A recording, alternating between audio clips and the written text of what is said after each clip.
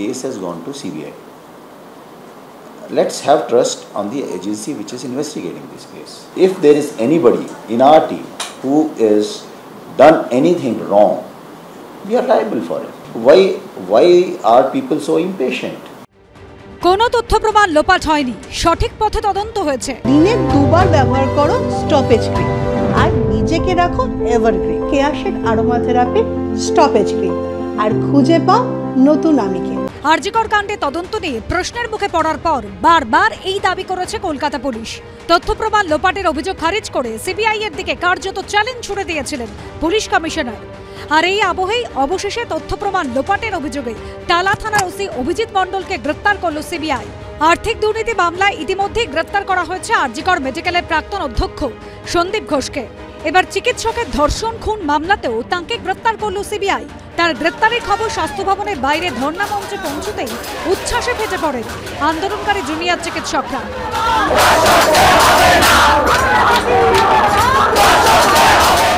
আমরা বারবার করে বলেছিলাম এই হচ্ছে সেই সন্দীপ ঘোষ যে হচ্ছে থ্রেড কালচারের মাথায় রয়েছে। এই হচ্ছে সেই সন্দীপ ঘোষ যে চতুর্দিকে দুর্নীতি করে গেছে এবং আজকে সিবিআই কে কুর্নিশ সে দেখিয়ে দিল যে এই খুন ধর্ষণেও সন্দীপ ঘোষ ছিল।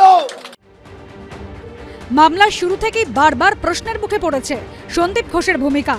22 আগস্ট সুপ্রিম কোর্টে শুনানির সময় সলিসিটর জেনারেল তুষার মেহতা বলেছিলেন টালা থানার পুলিশকে প্রথমে ফোন করে হাসপাতাল থেকে জানানো হয় এক মহিলা চিকিৎসককে সংজ্ঞাহীন অবস্থায় উদ্ধার করা হয়েছে। ডেপুটি সুপার পরিবারের সদস্যদের ফোন করে বলেন তাঁদের মেয়ে অসুস্থ। পরে বলা হয় সুইসাইড করেছেন। ঘটনা যেখানে ঘটেছে সেটা হাসপাতাল, আধিকারিকরা সবাই চিকিৎসক, তারা দেখলেই তো বুঝতে পারবেন কোনটা অজ্ঞান, কোনটা সুইসাইড আর কোনটা খুন। তাহলে কেন সংজ্ঞাহীন বা সুইসাইড বলা হলো? এইভাবে বিভ্রান্ত করার উদ্দেশ্য কি ছিল? আপত্তি জানিয়ে রাজ্যের আইনজীবী বলেন কোনো কিছুই পরিবর্তন করা হয়নি, পুরো ঘটনার ভিডিওগ্রাফি করা হয়েছে। এরপর প্রধান বিচারপতির বেঞ্চ বলে ঘটনার তথ্য প্রমাণ সংরক্ষণে দেরি করা হয়েছে, খুনের জায়গা থেকে তথ্য প্রমাণ লোপাটের আশঙ্কা থেকেই যাচ্ছে। ওই দিনই সন্দীপ ঘোষের ভূমিকা নিয়েও প্রশ্ন তোলে সুপ্রিম কোর্ট। প্রধান বিচারপতি প্রশ্ন করেন ঘটনার পরপরই কেন কলেজ কর্তৃপক্ষ এফআইআর করেনি? অধ্যক্ষেরই তো অবিলম্বে এফআইআর করা উচিত ছিল, কিন্তু তিনি তা করেননি কেন? ওই সময় অধ্যক্ষের সঙ্গে কে যোগাযোগে ছিলেন? ইস্তফা দেওয়ার পরেই কি করে অধ্যক্ষকে অন্য মেডিকেল কলেজে নিয়োগ করা হলো? তার আগে 13ই আগস্ট কলকাতা হাইকোর্টে শুনানিতে প্রধান বিচারপতি ডিভিশন বেঞ্চ বলেছিল দেহ কি রাস্তায় পড়েছিল? সুপার বা অধ্যক্ষ অভিযোগ করেননি কেন? আর কিছু বলতে হবে না, ঝুলি থেকে বেড়াল বেরিয়ে এসেছে। কলকাতা পুলিশের উদ্দেশ্যে বিচারপতি প্রশ্ন করেন সন্দীপ ঘোষের বয়ান রেকর্ড করেননি কেন? তিনি তো ওই প্রতিষ্ঠানের প্রধান, কেন তাকে রক্ষা করার চেষ্টা করছেন? কিছু একটা মিসিং লিঙ্ক রয়েছে। এবার তদন্তে নেমে সেই সন্দীপ ঘোষকেই ধর্ষণ খুন মামলাতেও গ্রেফতার করল সিবিআই। সন্দীপ ঘোষ আগেই গ্রেপ্তার ছিল, কিন্তু সেটা করাপশনের মামলায় ছিল, দুর্নীতির মামলায় ছিল। এই প্রথম গ্রেপ্তার হলো ধর্ষণ এবং খুনের মামলায় তথ্য লোপাটের জন্য। কিন্তু একটা থানার ওসি বা একটা কলেজের প্রিন্সিপাল তারা শুধু এই নিজের বুদ্ধিতে এই কাজ করতে পারে না, উপর থেকে নিশ্চয়ই কারো নির্দেশ ছিল।